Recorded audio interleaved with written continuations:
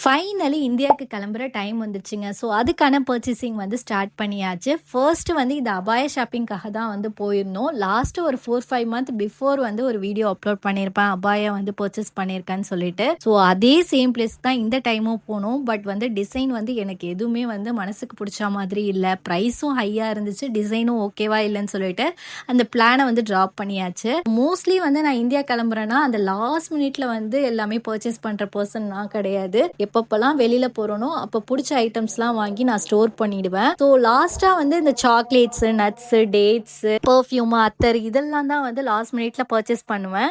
அதே மாதிரி தான் இந்த டைமும். அதுக்காக தான் இன்னைக்கு வந்து பர்ச்சேஸ் பண்றதுக்கு போயிருந்தோம். ஸோ எல்லாத்தையும் வந்து பர்ச்சேஸ் பண்ணி முடிச்சுட்டு அதுக்கப்புறமா ஒரு ரெஸ்டாரண்ட்டுக்கு வந்து போயிருந்தோம். இந்த ரெஸ்டாரண்ட் பத்தி சொல்லியே ஆகணும். ரொம்ப சூப்பரா இருக்கும் ஃபுட் எல்லாமே. இன்னைக்கு வந்து நூல் பரோட்டா, அதுக்கப்புறம் பட்டர் நான், ஒரு ஆப்கானி சிக்கன் கிரேவி ஒன்று ஆர்டர் பண்ணியிருந்தோம். பேபிக்கு ஒரு இடியாப்பம் வந்து ஆர்டர் பண்ணியிருந்தோம். எல்லாமே வந்து சூப்பராகவே இருந்துச்சு. ஃபுட் எல்லாம் சாப்பிட்டு முடிச்சுட்டு அப்படியே வந்து வீட்டுக்கு கிளம்பியாச்சு. இதுக்கப்புறம் தான் ரொம்ப பெரிய டாஸ்க் எல்லாம் இருக்கு. எல்லாத்தையும் பேக் பண்ணிட்டு நான் பேபியை கூட்டிட்டு தனியா வந்து இந்தியா போய் சேஃபா ரீச் ஆகணும். ஸோ இதெல்லாம் வந்து நெக்ஸ்ட் வீடியோல வந்து நான் எப்படி ஹேண்டில் பண்ணேங்கிறத வந்து ஷேர் பண்றேன். ஸோ அதெல்லாம் மிஸ் பண்ணாம பார்க்கணும்னா நம்ம பேஜை வந்து ஃபாலோ பண்ணி வச்சுக்கோங்க. நெக்ஸ்ட் வீடியோல மீட் பண்ணலாம். பாய்.